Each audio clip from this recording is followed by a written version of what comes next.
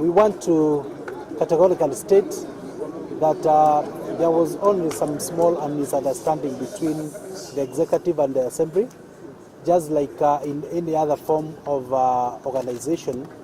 But we as the leadership of this beloved county of Kiambu, we have discussed our issues and we have agreed unanimously that we are going to move together as one, and that there is no rift between either side, between the executive and the assembly.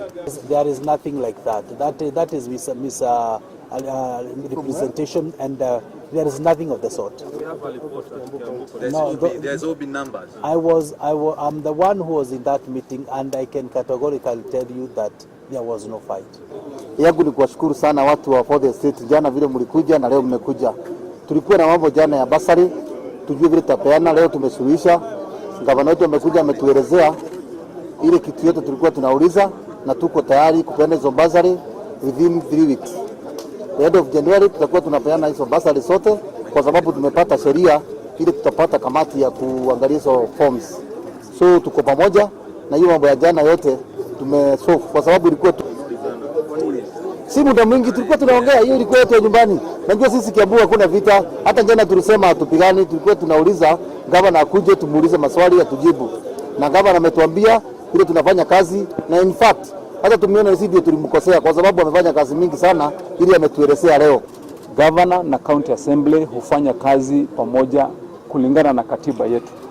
Sasa tukasikizana ya kwamba yale mambo labda yangekuwa yametafsiriwa vibaya na watu wakifikiria kwamba ati kuna malumbano ama tofauti kubwa kati yetu, ndio tukasema wacha tuketi tuhakikishe watu wa Kiambu ya kwamba hatuna mambo ya kutofautiana kwa ile njia watu wangeweza kufikiria tuko nayo.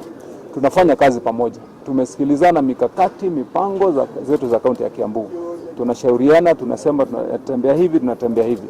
Hawa watakondoa macho, ndio hakikisha kwamba tunamulika mahali vitu za wana Kiambu zipo. Week of February we will be out there rolling and giving out bursary.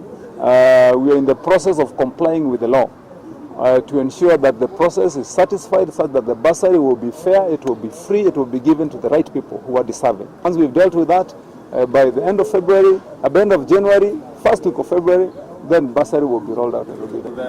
We are starting with 100 million, and then we are putting another 100 million in the supplementary, said that it will be a total of 200 million.